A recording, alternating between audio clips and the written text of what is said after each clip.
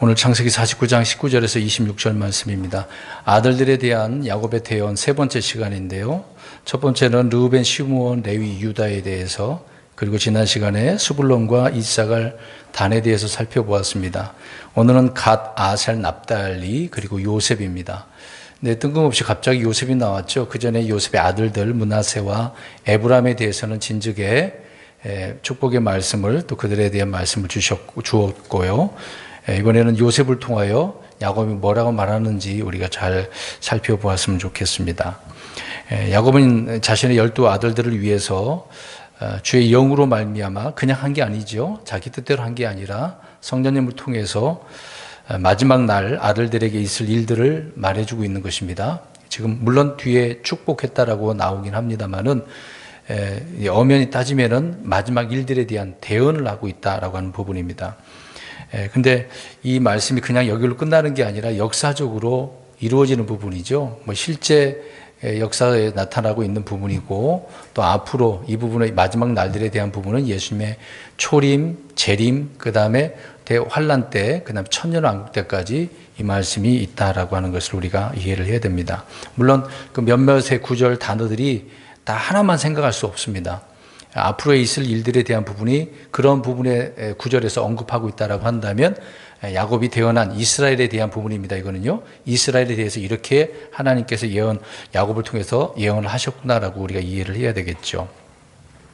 그래서 야곱은 이들 12 아들이 12지파를 이루고, 또 이들이 이스라엘이란 민족이고 국가라는 사실을 알고 있었던 겁니다. 그러니까 야곱은 그렇게 알고 있었기 때문에 그들의 마지막 일들에 대해서 예언을 하고 있는 것이죠. 또 하나는 비록 그들이 이제 요셉의 초청에 의해서 이집트에 가 있었고, 또 17년 동안 그렇게 살게 되었던 것이고, 이제 죽음을 앞두고 있는 상황 아닙니까? 그런 가운데 자기를 장사를 어디에다가 묻으라고 하는 그런 부분도 있고요. 그건 나중에 또 말씀드리겠습니다만은, 그리고 또 오늘 이스라엘 백성들 하나님께서 데리고 가신다라고 하는 것도 말해주고 있었던 것이죠. 그래서 그들이 땅을 상속받고 민족을 이루리라는 사실을 알고 있었기 때문에 이런 대언을 하고 있다라고 하는 부분입니다.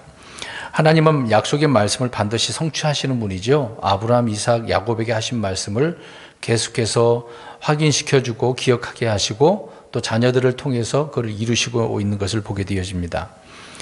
지난 시간에 이제 단에 대한 부분을 말씀드렸는데, 단은 길가의 뱀과 독사로 어떻게 보면 굉장히 음울하잖아요. 단이 뱀과 독사라고 표현하니까 좋은 의미는 아니지 않습니까?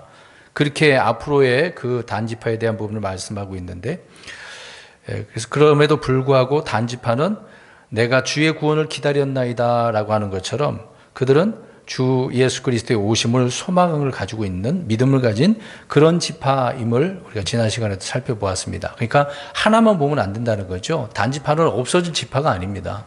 오늘 야곱은 12 아들들에 대한 부분을 정확하게 다 말하고 있기 때문에 한 지파도 없어지지는 않는다, 그 얘기입니다. 죄의 속박의 고통을 크게 받는 자들이 주님의 오심을 더 크게 소망하는 법이겠죠. 그들은 물론 잘못하고 넘어지고 고통 가운데 있겠지만, 그러면 그럴수록 더 울부짖게 되어지고, 또 그러면 울부짖음이 더 클수록 구원에 대한 소망이 커지지 않겠습니까? 그 이스라엘은 민족적으로 구원을 얻어야 되기 때문에 그들 가운데 먼저 이 단지파가 그렇게 소망한다라는 것입니다. 아무튼 단지파는 그렇게 불려주고 있는 부분을 우리가 볼 수가 있겠죠. 근데 오늘 이제 갓, 아셀, 납달리, 요셉에 대한 부분을 말씀을 우리가 살펴볼 때도 야곱이 어떻게 이런 말씀까지 미리 알고 있었나, 또 그렇게 생각하게 되어집니다. 오늘 세 번째 그 이야기를 우리가 살펴보겠습니다. 19절 보겠습니다. 갓은 군대가 그를 이길 것이나 끝에는 그가 이기리라. 참, 이걸 그냥 읽다 보면 아무 생각 없이 읽으면 이게 도대체 무슨 말씀인가 보게 되어지죠. 잘 보세요. 있는 그대로 잘 보세요. 갓은 군대가 그를 이긴다. 그러니까 군대가 그가 누굽니까? 갓을. 그럼 갓이 승리하는 겁니까? 실패하는 겁니까? 실패한다는 거죠. 근데 실패했는데 끝에는 어떻게 된다 그래요? 갓이 이긴다. 승리한다, 그렇게 얘기하고 있습니다. 그 있는 문맥을 잘 이해를 하면 무슨 의미로 말하고 있는지 알고 있으면 우리 이해할 수가 있겠죠. 자, 야곱은 갓에 대해서 그냥 한 줄로 끝내버렸어요. 간단하게. 물론 아셀 지파도 그렇겠습니다만은 너무도 단순합니다. 이제 갓은 레아의 여종 실바가 낳은 아들이지 않습니까? 근데 실바가 이름 지어준 게 아니라 여종이 감히 이름을 지을 수 없어요. 그 종의 주인이었던 레아가 이름을 지어주잖아요. 근데 레아가 군대가 오는다라고 하면서 그 갓이 이제 군대라는 뜻인데 그런 의미로 이름을 지어 주었다는 것이죠. 우리 시므온과 레위는 잔인한 칼이 그들의 초소에 있다라고 했는데, 근데 갓 지파는 군대란 이름을 가지고 있는데, 곧 군대 그러면 우리가 주로 과거에, 지금으로 말하면 좀 이해가 안 되겠습니다만은, 군대 그러면 어떤 사람들이라고 생각합니까? 용맹한, 용감한 그런 용사들을 말하고 있는 거죠. 그러니까 오늘 야곱이 군대 그러니까 갓 지파는 어떤 사람들이 많았다라고 우리가 생각해 볼 수 있습니까? 그렇죠. 용사들이. 이 성경에 살펴보면 갓 지파들은 그런 사람들이 많았습니다. 한 예로 역대기상 12장 8절 한번 보시면 이번 주에 우리 아이들에게 설교했던 그런 내용인데요. 그 내용을 보면은요. 갓 족속 중에서 자신을 분리하고 광야의 요새에 이르러 다윗에게 온 자들이 있었는데 이들은 힘센 자들이 싸움에 능한 전사들로서 방패와 창을 능히 다루는 자들이더라. 그렇게 이야기합니다. 얼굴도 사자같이 생겼다고 나와 있어요. 발은 마치 산의 노루처럼 굉장히 빠르다고 이야기하고 있습니다. 그러니까 굉장히 용맹하면서도 발 빠르면서도 정쟁, 이 싸움할 줄 아는 그런 자들이었다는 거죠. 그러니까 다윗의 군사 중에서 이렇게 힘이 세고 싸움에 능한 전사들이 바로 어떤 지파? 갓 지파. 그래서 갓에 대한 내용을 군대라고 이렇게 표현을 하고 있는 겁니다. 대단한 사람들이 많이 있는 것이죠. 이 갓 지파가 전쟁에 능한 군대라는 사실이 또 역대기상 5장 20절에서 22절에도 나오고 있습니다. 반복적인 그런 내용보다도 성경은 그렇게 나눠서 설명을 하고 있기 때문에 우리가 볼 수가 있는 거죠. 그러니까 갓은 군대가 그를 이길 것이나 끝에는 그가 이기리라 이렇게 말을 하고 있는데, 그러니까 패배와 궁극적인 승리가 이 갓에 대해서 예언이 되어져 있다라고 하는 부분인 거죠. 그런데 갓 지파는요, 희한하게도 금방 말씀드린 것처럼 먼저 포로가 됩니다. 북이스라엘이 망했을 때 루벤, 반므낫세, 그리고 오늘 금방 말씀드린 갓 지파가 먼저 포로로 잡혀갑니다. 이렇게 먼저 패배하게 되어지는 거죠. 그런데 나중에 이 갓이 또 먼저 하나님 앞에 또 돌아오는 것을 보게 승리를 하게 된다고 말씀을 하고 있습니다. 예레미야 49장 1절과 2절을 보게 되어지면요, 이들의 이제 상속 문제를 언급을 하고 있습니다. 갓을 상속하며 그의 백성이 갓의 도실에 거하느냐라고 이렇게 말을 하면서 그 이제 2절 끝부분에 보게 되어지면 이스라엘은 자기를 상속했던 자들에게 상속자가 되리라라고 이야기합니다. 그러니까 암몬 족속이 갓을 상속을 했어요. 그들을 포로로 잡아갔지 않습니까? 그랬는데 오히려 반대가 됐다. 그 얘기를 이전에 말씀을 하고 있는 거죠. 그러니까 이제 반대로 갓이 누구를 상속합니까? 암몬. 그들의 땅을 흡수하겠다. 이제 그런 의미가 되겠죠. 그러니까 갓의 도시들은 암몬 족속이 차지했는데 반대로 이제 갓이 그들을 차지하게 된다라고 이야기를 하고 있는 것입니다. 이 부분에 대해서 신명기 33장 20절에도 보면 모세도 그렇게 이야기를 하고 있는 것이죠. 자기를 위하여 첫 부분을 예비했다라고 이야기한 것처럼 이제 바로 제일 먼저 회복하게 되어진다고 말씀을 하고 있는 것입니다. 그래서 아무튼 갓 지파는 어떤 사람들이 주로 많다? 용맹한 사람들이 많다. 그리고 먼저 패배하지만 먼저 승리를 쟁취하는 자들이다라고 볼 수가 있는 것이죠. 이제 이게 앞으로 그렇게 이루어지게 될 것입니다. 20절 보십시오. 아셀에게서 나오는 그의 빵은 기름질이니 그가 왕의 진미를 내리라. 아셀 역시 레아의 여종 실바가 낳은 자식이죠. 근데 레아가 이름을 또 지어주면서 나는 행복하다. 지금 야곱과의 문제 속에서 이제 자녀를 얻었으니까 행복한 자다라고 이야기하죠. 그래서 그 이름을 아셀이다라고 이야기합니다. 그러니까 아셀은 행복한 자라고 하는 그런 의미가 담겨져 있습니다. 그래서 여기 말씀하고 있는 것처럼 야곱은 이 가장 이제 복된 것을 이야기해주고 있는데 아셀 지파에게서 나는 빵이 어떻다라고 이야기합니까? 기름지다. 이 기름은 오일을 이야기하는 게 아니죠. 복되다, 풍성하다, 이제 그럼 우리 땅이 기름지다라고 하는 것은 그 땅에서 풍성히 열매를 내니까 기름지다고 하는 거 아닙니까? 그러니까 아셀 지파에서 나는 빵은 식량은 기름지다. 그러니까 항상 풍족하다는 이야기예요. 양식이 풍부한 지파다 이야기를 하고 있는 겁니다. 그래서 그가 왕의 진미를 낸다라고 하는 만큼 부유하고 번성한 그런 지파, 그 땅이다라는 것을 알 수가 있는 거죠. 그렇게 뭐 땅이 기름진다라고 하면 어떤 축산업이 발전되기도 하지 않습니까? 낙농업, 그런 산업이 그들에게 부유했다라고 하는 것을 알 수가 있습니다. 그런데 아셀 지파가 차지한 그 땅은 어디쯤이냐면 북쪽입니다. 이 스불론 지파, 납달리가 그쪽하고 좀 많이 붙어져 있는 부분인데요. 바로 위가 또 두로와 시돈이기 때문에 거기를 포함하고 있는 좋은 땅이기 때문에요. 그러니까 그쪽 지역이 굉장히 옥토 땅이었다는 것을 알 수가 있습니다. 이 점에 있어서도 모세가 아셀에 대해서 이야기를 하고 있는데요. 신명기 33장 24절에 나오는데 아셀은 자녀들로 복을 받으며 자기 형제들에게서 인정을 받고 자기 발을 기름에 담그리로다. 내 신은 쇠와 노시 되리니 내 날들이 어떠함 같이 내 힘이 그러하리로다. 이렇게 말씀을 하고 있습니다. 그러니까 모세 역시 야곱과 마찬가지로 아셀에 대해서 좋은 것만 지금 대언을 하고 있는 거죠. 기름지다라고요. 그 아셀의 땅이 최고의 양식의 그 땅을 내기 때문에 부유하다라고 이야기를 하고 있는 것이죠. 그런데 여기에 읽은 것처럼 내 신은 쇠와 노시 된다라고 이야기를 하고 있습니다. 땅에서 뭐가 납니까? 저 산 땅 속에 보면은 금방 읽어드린 것처럼 쇠, 놋. 그러니까 그들의 땅에 이런 것들이 있기 때문에 굉장히 좋은 의미로 말하고 있는 거죠. 풍성하다라고 하는 것을 알 수가 있는 것입니다. 그런 풍족한 땅에서 아셀 지파가 거하게 되어진 것을 보게 되어지죠. 근데 여기서 보면 풍성하다라고 할 때 나중에 대환란 때요, 적그리스도가 어떻게 합니까? 모든 매매하게 되어졌을 때 적그리스도 이름이 있어야 되고 그 666 이마나 손에 표가 있어야 되지 않겠습니까? 그래야 통용이 되겠어, 매매를 할 수 있기 때문에요. 그러면 이런 많은 것을 가지고 있게 되어지니까 어떻게 되겠습니까? 다 빼앗길 수도 있겠죠. 그런 의미는 되겠습니다만은, 근데 왕의 진미는 어떻겠습니까? 만약에 천년왕국의 이 말씀이 이루어진다고 한다면 그들의 땅에서 나는 것들이 왕의 진미가 되어지니까 야곱이 말하는 것처럼 그대로 그 말씀이 성취되겠죠. 21절 보겠습니다. 납달리는 풀어놓은 암사슴이니 그가 좋은 말들을 내는도다. 풀어놓은 암사슴, 그리고 뒤에 좋은 말들을 낸다라고 이야기합니다. 여기서 말들은 달리는 말이 아니라 입에서 나오는 말을 이야기하고 있는 거죠. 입에서 나오는 말.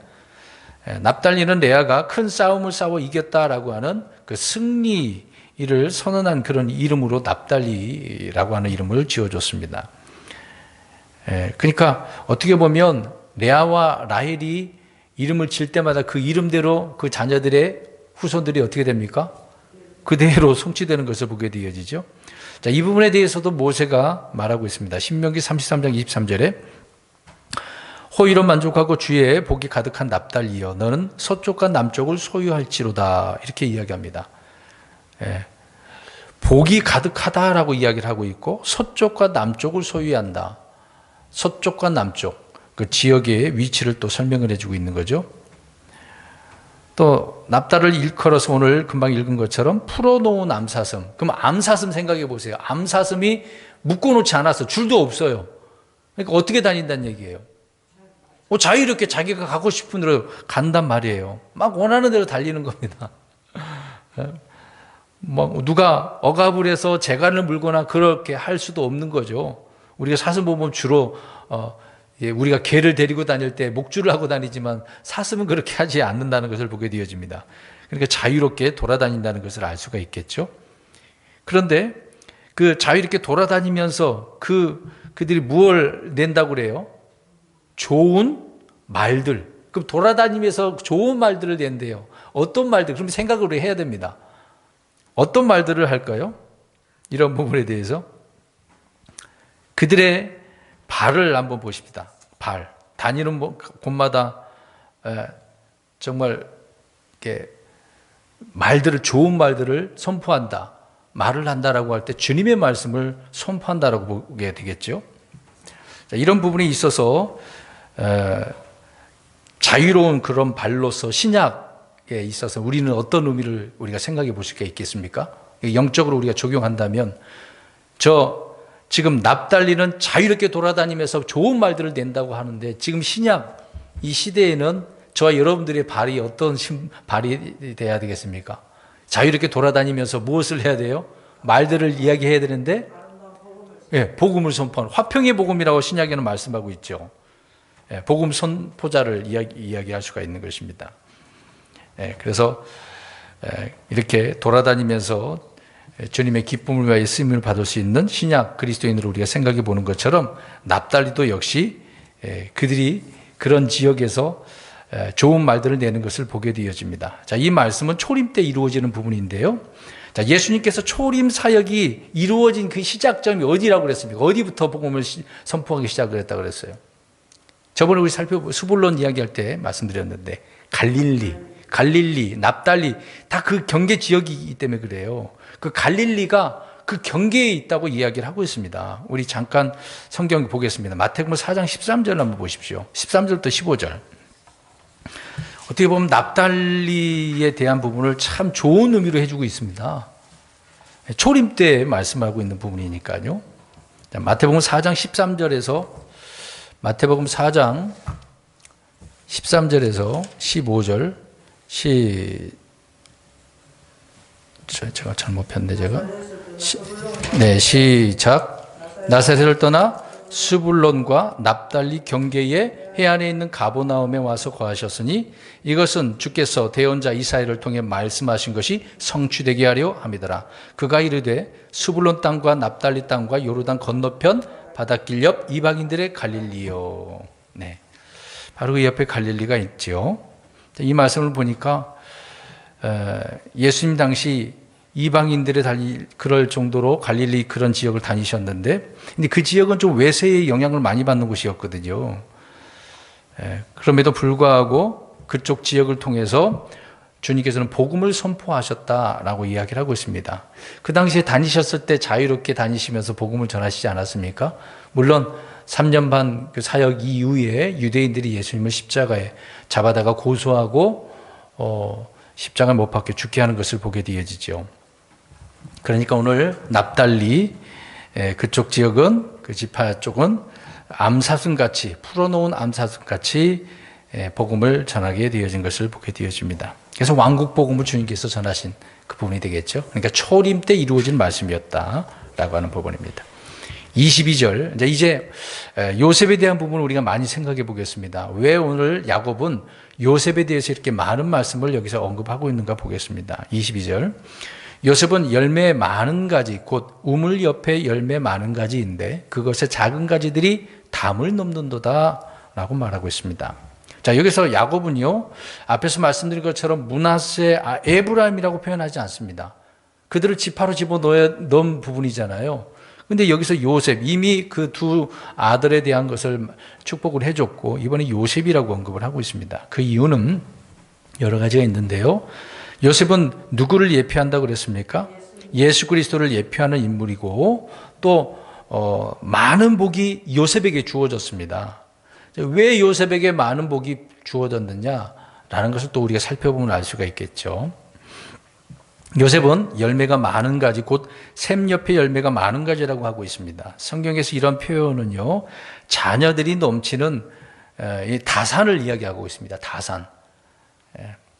신약에서 열매 맺는 가지는 그럼 뭐겠습니까? 구약에서는 주로 열매 맺는 이런 가지 그러면은 다산을 이야기하고 있는데 우리 그리스도인들에게서는 열매 맺은 가지가 바로 우리 그리스도인들, 우리가 열매를 맺어야 되는 거겠죠? 가지로서 거기에 주렁주렁 열매가 맺어야 되는 것입니다. 그래서 주님께서 제자들에게 너희는 가지니라고 이야기하고 있죠. 그러니까 가지가 열매를 풍성히 맺어야 되니까. 그래서 예수님께서 열매에 대한 이야기를 많이 했습니다. 그러니까 지금도 우리 그리스도인들은 열매를 맺어야 돼요. 주님께서 언제 요구하실지 모릅니다.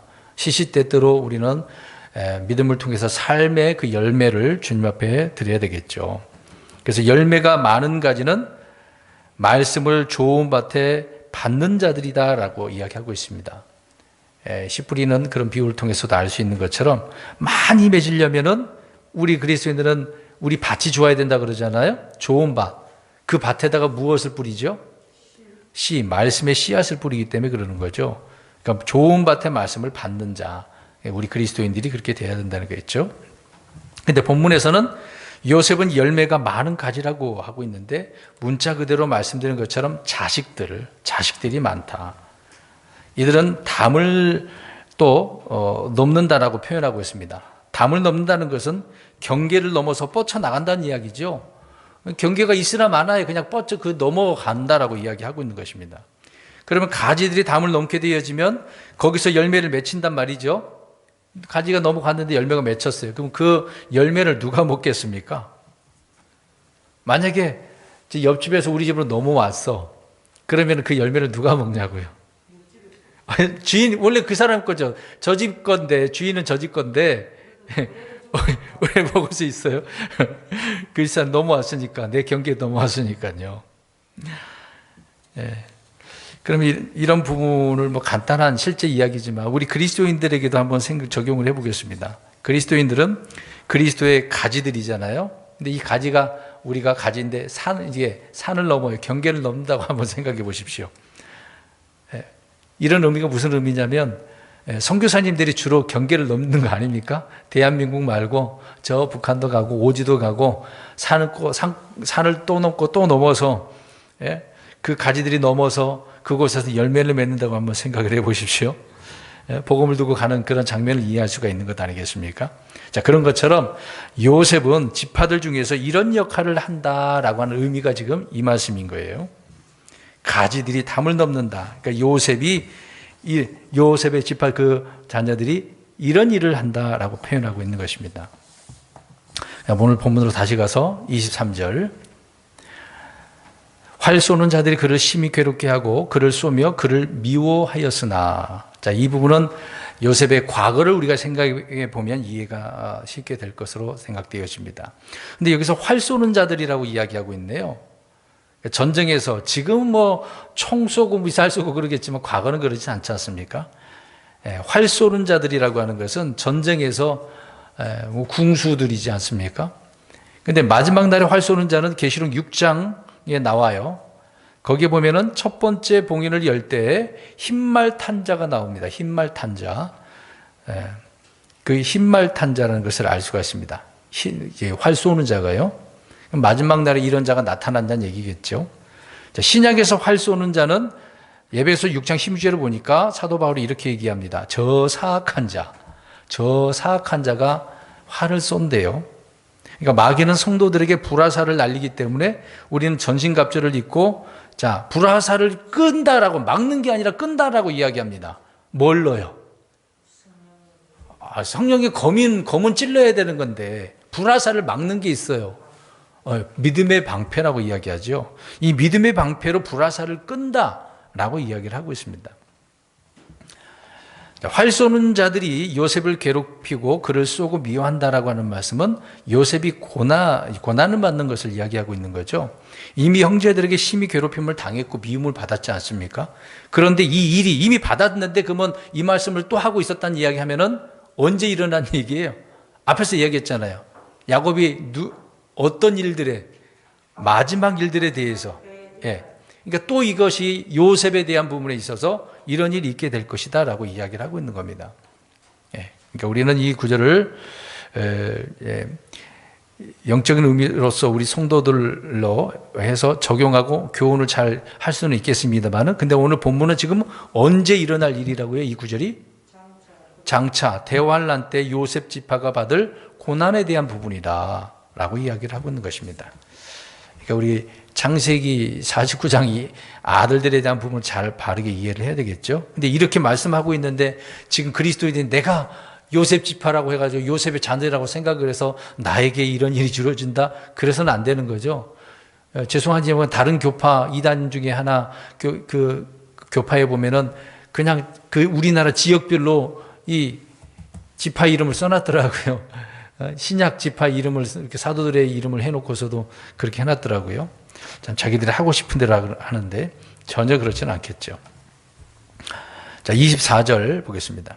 그의 활이 강하게 지속되었고 그의 손에 팔들이 야곱의 강력하신 하나님의 손에 의해 강하게 되었는데 거기서부터 목자 곧 이스라엘의 돌이 나오는도다라고 이야기를 하고 있습니다. 자, 요셉은 활 쏘는 자들에게 괴롭힘을 당하고 미움을 받았는데 누구 손으로 말미암아 강하게 됐다고 이야기하고 있습니까? 야곱의 능하신 강력하신 하나님의 손으로. 요셉이 강력하게 된 것은 하나님의 손으로. 저와 여러분들도 하나님의 손으로. 네. 자, 이미 이집트의 총독이 된 요셉이 가장 좋은 본보기로서 보여주고 있는데 이 요셉은 이집트에서 강하게 되었지 않습니까? 그렇죠? 신약에 가서 우리 예수 그리스도는 이 땅에 오셨을 때 강한 모습으로 오셨어요? 약한 모습으로 오셨어요? 형체, 육신의 몸으로는 약하게 오셨지 않습니까? 그러나 이제 나중에 올라가셔서 지금 이제 내려오시는 부분이지만 내려오실 때는 어떤 분으로? 강력한 심판의 줄 하나님으로, 전능하신 하나님으로 오시죠. 이런 예가 이제 성경에 많이 나와 있는데요. 그래서 여기 포인트는 그겁니다. 하나님의 손으로 강하게 됐다. 미움을 받았지만, 활 쏘는 자에 의해서 괴롭힘을 당하고 고난을 당하지만 하나님의 손으로 강하게 됐다라고 이야기하고 있습니다. 형제들의 도움도 아니죠. 오직 오늘 여기서 말하고 있는 것처럼 야곱의 강력하신 능하신 하나님의 손으로 된 거다. 지금 우리 그리스도인들도 마찬가지죠. 우리를 강하게 하시는 분은 우리 예수 그리스도를 통해서 강하게 되어진 것입니다. 그래서 사도 바울이 약할 때 어떻게 된다고 합니까? 강하게 된다. 그거를 깨닫고 나니까 더 이상 내 환경 문제는 아무것도 아니에요. 내 몸의 질병 문제도 아무것도 아니고 오히려 이 문제 때문에 내가 이렇게 약하니까 이 연약함 때문에 더 주님의 강하심이 드러났다고 고백을 하고 있는 거죠. 그래서 하나님의 은혜가 그 위에 머물게 되니까 그 머물 때 하나님의 강하심이 완전하게 드러나게 되어지는 거죠. 근데 우리는 시시때때로 하나님 앞에 나 자신의 연약함을 고백을 해야 돼요. 주님, 나는 이렇게 연약한 존재입니다. 주님의 도우심이 아니면 안 됩니다. 라고 그렇게 주께 구해야 되겠죠. 이런 부분이 있어서 열왕기하 13장 17절에도 한번 나오는데요. 하나님의 손으로 말미암아 활이 강하고 그의 손에 팔이 강하게 된 그 예를 말씀하고 있는데 제가 읽겠습니다. 이르되 동쪽으로 창을 여소서 하니 그가 열매 이에 그가 이르되 쏘소서 하므로 그가 쏘매 엘리사가 이르되 이것은 주의 구출의 화살 곧 시리아로부터 구출받게 하는 화살이니 왕이 아벡에서 시리아 사람들을 치되 그들이 소멸될까지 치리이다 하니라. 그렇게 말씀하고 있습니다. 자, 북이스라엘 왕 요아스에게 엘리사가 활을 통해서 쏘라고 그랬거든요. 근데 금방 제가 읽은 것처럼 이거는 주의 구출의 구원의 화살이라고 이야기합니다. 그러니까 요아스가 힘껏 쏴야 되잖아요. 그러니까 주의 구출의 화살, 이것은 요셉이 지금 말씀하고 있는 부분인데 주 하나님의 손으로 강하게 된다라고 하는 그런 의미의 말이죠. 그러니까 엘리사도 이것을 알기 때문에 북이스라엘 요아스 왕에게 그렇게 얘기했던 거예요. 주님께서 강하게 하시는 화살이다, 구원의 화살이다 라고 하는 것이죠. 그러니까 요셉도 마찬가지로 주님께서 강하게 하시니까 나중에 대환란에서 어떻게 되겠습니까? 구원을 받게 된다, 건짐받게 된다, 그 얘기를 말하고 있는 것입니다. 근데 여기서 중요한 것이 있습니다. 여기 좀 성경책에다 잘 적어 놓으면 좋을 것 같아요. 24절 보니까 거기로부터 목자 곧 이스라엘의 돌이 나온다고 그러네요. 이제 목자와 돌이 나오는데, 자, 거기로부터가 누구냐 이 말이에요. 지금 요셉에 대한 이야기를 하니까 잘 보세요. 요셉으로부터 이렇게 나온다고 이야기하고 있는 것일까요? 잘 보셔야 됩니다. 그렇죠. 요셉으로부터가 아니라 야곱에 능하신 하나님으로부터라고 이야기를 하고 있는 겁니다. 여기서 표시를 우리가 좀 해놔야 돼요. 거기로부터 그러면 요셉이 아니라 하나님으로부터다. 우리말로 보면은 요셉처럼 보여요. 우리나라 말의 어순이 그렇기 때문에 그래요. 근데 영어로 보면 그렇지는 않습니다. 문장구가 그렇지 않아요. 구조가. 예수 그리스도는 유다 지파에서 나죠. 그래서 다윗의 뿌리지 않습니까? 줄기이기도 하고요. 근데 요셉 지파입니까? 예수님이? 아니죠. 그렇지는 않습니다. 가나안 땅에 닥친 기근 때의 요셉은 형제들의 목자였죠. 또 기근으로부터 구해준 구원자이기도 했습니다. 북왕국 이스라엘에서 에브라임은 10지파를 대표하는 그런 지파로서 목자 역할을 했습니다. 이 요셉을 보면 그런 부분이 있으니까 목자가 여기서 요셉에서 나온다라고 생각을 할 수 있을 거예요. 그러나 지금 여기 본문은 마지막 날에 있을 일로서 그것과 상관없이 예수님에 대한 예언이죠. 그러니까 예수 그리스도의 오심에 대한 예언을 유다가 아닌 지금 요셉에게 언급을 하는 이유를 우리 이해를 해야 됩니다. 예. 지금 야곱의 대언은 요셉을 능하게 하신 이스라엘 하나님, 하나님으로부터 온다. 하나님으로부터 목자, 돌. 그럼 목자, 돌은 누구예요? 그리스도 예수님이죠. 그러니까 하나님으로부터 예수님이 나온다, 그 얘기를 오게 된다라고 말씀을 하고 있는 겁니다. 성경을 보면 예수님은 선한 목자시다. 요한복음 10장에 나오죠. 양들의 목자다, 혼의 목자다, 큰 목자다. 베드로 사도는 목자장이시다라고 말씀을 하고 있습니다. 그것은 하나님으로부터 나오는 거다. 근데 왜 유다가 아닌 요셉에 대해서 말을 하고 있는 건가? 이거를 잘 이해해야 되는 거죠. 예수님이 요셉처럼 자기 백성, 자기 형제들이 미움을 받고 팔리지만 나중에 우리 예수님을 통해서 구원이 임하기 때문에 그런 의미로 지금 요셉에 대한 이야기를 이름을 들먹이면서 야곱이 대언을 하고 있는 것이다. 그 얘기를 하고 있는 겁니다. 그러니까 요셉을 인도하는 목자는 하나님이시죠. 요셉이 목자였다면 요셉을 인도하는 분은 하나님이다. 시편 80편에 그렇게 말하고 있습니다. 요셉을 양떼같이 인도하시는 이스라엘의 목자요. 그러니까 하나님이 요셉을 인도하시는 거죠. 그러니까 목자와 돌은 하나님을 통해서 나온 우리 예수 그리스도시다. 그 얘기를 하고 있는 겁니다. 근데 여기에서 한국어에는 그거 좀 빠졌습니다. 24절에 보면 곧 이스라엘의 돌이 나온다라고 할 때 그 앞에요. 영어로는 콤마가 있습니다. 영어로 콤마 이렇게 탁 찍어놨어요. 근데 한국말에는 그게 없거든요. 이제 왜 이 얘기를 하냐면요. 그 콤마 하나 사이에 초림과 재림이 있는 거예요. 영어 성경에는 그게 구별이 되어져 있습니다.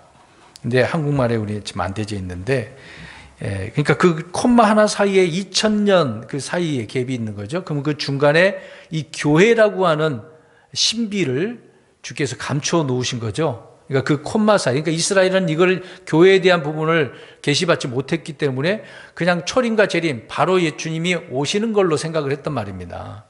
예, 이런 부분을 말씀을 하고 있는 것이다라는 거죠. 이런 부분도 우리가 좀 이해를 할 필요가 있다라고 하는 부분인 것입니다. 아무튼 목자와 이스라엘의 돌은 구원자와 심판자 또 그 차이고 초림과 재림의 차이라는 것을 알 수가 있습니다. 그러니까 목자, 초림이죠. 돌은 심판. 왜 그럴까요? 다니엘서를 보면 알 수 있지 않습니까? 다니엘서 2장 25절에 보면 알 수가 있습니다. 나중에 그 돌이 이 세상 왕국, 금, 은, 동, 철, 새와 진흙 이걸 다 어떻게 한다고 그랬습니까? 뜨인 돌이 다 치니까 다 깨지는 거다. 부서진다고 산산조각 난다고 이야기하고 있는 거죠. 그러니까 그 콤마 사이에 목자는 초림, 돌은 재림 때를 말하고 있는 것이다 라는 거죠. 그 다음에 25절 보겠습니다. 그것들이 곧 너를 도우실 내 아버지 하나님에 의해 강하게 되었고 또 전능자 곧 내게 복을 주시되 위로 하늘의 복과 아래 놓인 기쁨의 복과 젖가슴의 복과 태의 복을 주실 분에 의해 강하게 되었도다. 자, 하나님에 의해서 강하게 됐는데 뭐가 또 강하게 됐는지를 이야기해 주고 있네요. 자, 여기서 포인트는 하나님으로 말미암아 됐다라고 이야기를 하고 있습니다. 그래서 하나님이 도와주셨다. 그러니까 전능자로 말미암아 도와주시니까 복이 넘쳤는데 복을 주셨는데 여러 가지 복이 있네요. 위로 하늘의 복, 아래 기쁨의 복, 젖가슴 또 태의 복이 있다라고 이야기를 하고 있습니다. 자, 여기서 잘 보시기 바랍니다. 복 얘기 좀 잠깐 할게요. 하늘의 복. 하늘의 복은 무슨 의미를 하고 있는 거겠습니까? 하늘에 뭐가 있으니까요. 그냥 뭐 우리 저 별 뭐 그렇게 생각하지 말고 이제 날씨에 대한 이야기를 하고 있는 거예요. 비가 내리면 그 땅이 잘 젖어서 농사 짓기에 좋은 것이 아니겠습니까? 그러니까 제때에 땅에 비가 내리게 하는 것, 또 태양빛도 비춰지면 잘 자라나겠죠. 풍성한 소출이 나도록 하는 것이 이 날씨, 이 하늘의 복이다. 여러 가지 의미가 있겠습니다만 주로 이거를 지금 이 복을 이야기하고 있는 겁니다. 그 다음에 두 번째로는 아래 놓인 기쁨의 복이라고 이야기하고 있네요. 자, 아래. 그러니까 기쁨, 그러면 속 깊은 곳을 이야기하고 있는 거잖아요. 그러면 땅 속 깊은 곳에 땅에서 나는 것이 뭐가 있겠습니까? 땅에서 나는 자원이 있겠죠. 곡물, 풍성한 그런 자원들, 땅에서 나는 뭐 비싼 것도 있잖아. 돈 되는 거 뭐가 나와 있어요. 다이아몬드, 금은, 놋, 쇠 이런 것이 풍성하다라고 이야기하고 있는 겁니다. 야, 이 말이 지금 신약 그리스도인들에게 적용되면 얼마나 좋겠어요. 지금 이스라엘에 대한 이야기고 좀 요셉에 대한 이야기잖아요. 물론 뒤에서 말씀드리겠습니다만 우리 예수님을 통해서 또 이렇게 있게 되는 거죠. 그 다음에 세 번째, 네 번째로는 젖가슴의 복과 태의 복이라고 이야기하고 있는데 이것은 중복적으로 자녀들을 얻는 다산의 복으로 이야기를 하고 있습니다. 그러니까 후손들의 번성이죠. 어떻게 보면 그래서 요셉은 복을 많이 받았어요. 사실 우리가 보면 이런 걸 볼 때 복 받은 사람이 좋은 거잖아요. 특히 이스라엘 백성들은 땅의 복이지만 우리 그리스도인들은 땅보다는 이제 하늘의 저서들은 영적인 복이지 않습니까? 그럼 이런 영적인 복 물론 주님이 다 주셨는데 누리지 못한 분들도 있어요. 그러니까 하나님께서 우리에게 영적인 복을 주셨다라고 할 때 그걸 우리가 내가 이런 많은 복이 있다라고 생각을 해보세요. 얼마나 감사합니까? 근데 어떨까요? 감사해요, 안 해요? 잘 안 해요. 그 이유는 뭘까요? 내가 지금 뭘 못 받았다고 생각을 해요? 눈에 보이는 복을 안 받았다고 생각을 해요. 우리는 눈에 보이는 게 아니라니까요. 눈에 보이지 않는 겁니다. 이걸 구분을 못하니까 괴로운 거예요. 그래서 하나님 앞에 구하면 내게 달라고 그러고 안 주면 또 하나님 원망하고 언제 내가 그랬냐 하나님 그러시는데 근데 우리가 하나님 앞에 잘하자 신실하게 믿음으로 살면 자연적으로 그 문제는 해결되는 겁니다. 내 욕심에 이끌리니까 그것 때문에 우리가 실패하고 넘어지는 거죠. 또 뭐 아직 더 뒤에 말씀드린 부분이 있지만 연초에 제가 말씀드렸잖아요. 격차. 어떤 격차를 벌려야 된다고 그랬습니까? 믿음의 격차. 믿음의 격차를 벌리면 그 다음에 삶의 격차는 자동적으로 벌려지게 돼 있습니다. 근데 우리는 내가 벌리는 사람이 돼야 되는데 벌려진 사람. 믿음의 격차가 갈 수가 없어 항상 퇴보하는 사람들이 얼마나 많아요. 그래서는 안 되는 거죠. 하나님께서 우리에게 주신 것이 있으면 그만큼 우리가 누리고 살 때 풍성함을 경험하고 감사할 수가 있는 거거든요. 근데 오늘 많은 그리스도인들이 그렇지 않은 거죠. 그냥 오늘 눈에 보이는 요셉 딱 이 구절 나오면은 우와 내게 하늘의 복, 기쁨의 복, 다산의 복 이것만 생각하는 거죠. 이게 말이 안 되는 겁니다. 그럴 때는요. 마지막 26절 보겠습니다. 내 아버지의 복들이 내 조상들의 복들보다 나아서 영존하는 산들의 가장 먼 경계에 이르렀는데 그것들이 요셉의 머리에 내리고 자기 형제들로부터 구별된 자의 정수리에 내리리라. 여기서 잘 보세요. 내 아버지의 복들 그러면 아브라함, 이삭, 야곱이잖아요. 이 세 사람이 하나님께 복을 받은 자 아닙니까? 하나님께 받은 복들이 있죠. 하나님은 이들에게 영적인 거, 물질적인 거, 놀라운 복을 약속해 주셨고 또 주셨던 거죠. 또 그들은 그 당시뿐만 아니라 앞으로도 내세의 복도 주시지 않았습니까? 오늘 지금 후손에 대한 부분도 있어서 그들에게 복을 주신 거잖아요. 근데 그들이 발로 차서 문제지. 근데 여기에 내 아버지의 복들이 그러면서 내 조상들의 복들보다 나아서라고 이야기합니다. 내 조상들의 복들보다 나아서. 아브라함 이전의 조상들을 말하고 있는데 아브라함, 이삭, 야곱이 받은 복은 영존한 산들의 먼 경계에 이르렀다고 이야기를 하고 있습니다. 팔레스타인 그 지경 안에 거기만 머무는 게 아니란 얘기죠. 그리스도를 통해서 이것이 나중에 온 세상에 지금 저 이스라엘 땅만이 아니라는 겁니다. 그들만 그 땅이지만 하나님께서 그들로만 두는 건 아니잖아요. 이 세상에 얼마나 많은 사람들이 살아요. 나라들이 얼마나 많습니까? 우리는 지금 대한민국에 살고 있는데. 그러니까 이스라엘만 놓고 보면은 이스라엘 땅만 복받아야 되잖아요. 근데 우리 예수님은, 하나님께서는 우리 예수 그리스도를 통해서 온 세상에 그 복이 퍼지게 하신 것 아니겠습니까? 근데 그 복 가운데 우리가 이런 영적인 복을 받고 있으니 감사할 일이죠. 우리는 믿음으로 예수 그리스도를 통해 그래서 아브라함의 복을 받는 것입니다. 이 복은 온 땅뿐만 아니라 세대를 넘어서 천년왕국까지 이르게 되어지는 거죠. 요셉이 받은 복은 목자와 이스라엘의 돌이신 예수 그리스도의 복입니다. 그 복이 그것들이 요셉의 머리 위에 임한다라고 하는 것은 요셉에게 주어진 그 복이 최상이라는 거죠. 최상. 다른 지파하고 비교가 안 되는 겁니다. 그래서 요셉의 머리 위에 자기 형제들로부터 구별된 자의 머리에 있는 관에 임한다라고 이야기하고 있는 것처럼, 그러니까 이 말씀은 요셉의 생애를 그대로 보여주고 있는 거죠. 그 미래에 대한 부분까지요. 여러분, 요셉의 생애를 보면 형제들로부터 미움받아가지고 팔렸지 않습니까? 이집트에서 노예가 되고 시험받았어요. 근데 시험을 이겼지만 오히려 보상이 뭐였습니까? 오히려 누명 쓰고 감옥에 갇히잖아요. 감옥에서 죄수들의 꿈을 또 해석해주고, 근데 그가 기억했어요? 바로? 잊어버렸잖아요.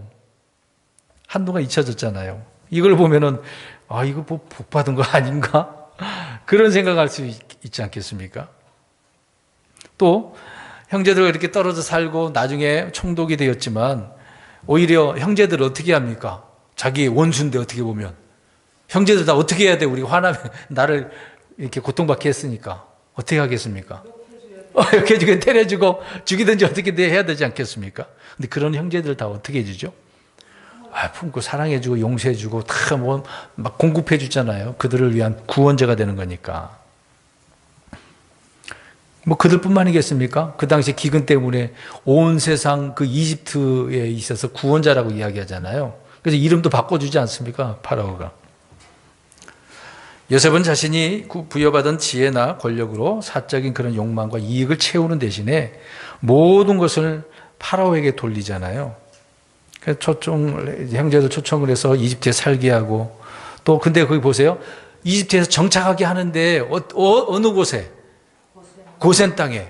근데 이집트 사람들하고 섞이지 않도록 분리시켰지 않습니까? 또 약속의 땅으로 다시 돌아갈 수 있도록 준비를 시켜놓고 있는 사람, 그리고 자기 뼈를 어떻게 하라 그러죠? 가져가서 묻으라.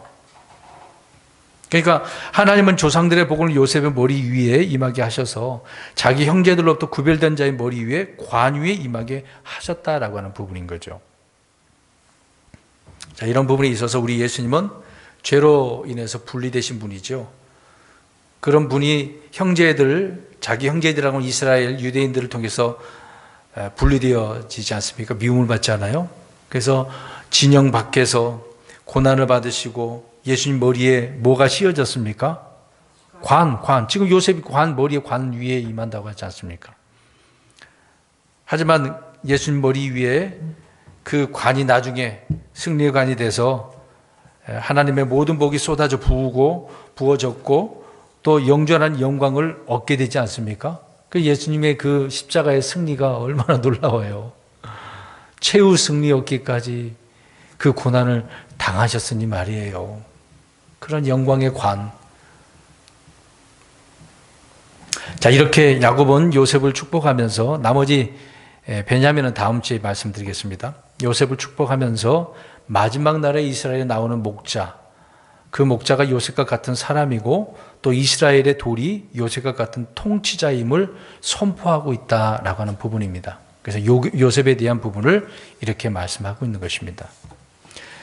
다시 한번 말씀드리지만 각 지파 아들들에 대한 부분을 이야기하면서 그들의 미래, 마지막 날들에 대한 이야기다.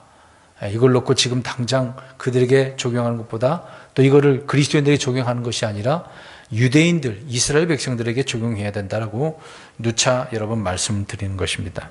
오늘은 요셉 지파만 좀 생각했으면 좋겠네요. 그가 고난을 당했습니다마는 누구의 손으로? 하나님의 손으로 강하게 됐다, 이것만 생각하시면 좋겠습니다. 그런 하나님의 강한 손으로 그를 인도하셨다는 거죠. 이걸 우리가 영적인 교훈을 삼아서 저와 여러분들을 주님의 손으로 우리를 인도해 주셔서 주어진 이런 환경 가운데 늘 승리하고 또 최후 승리 얻기까지 믿음으로 달려나가는 저와 여러분이 되시기를 주의 이름으로 축원합니다.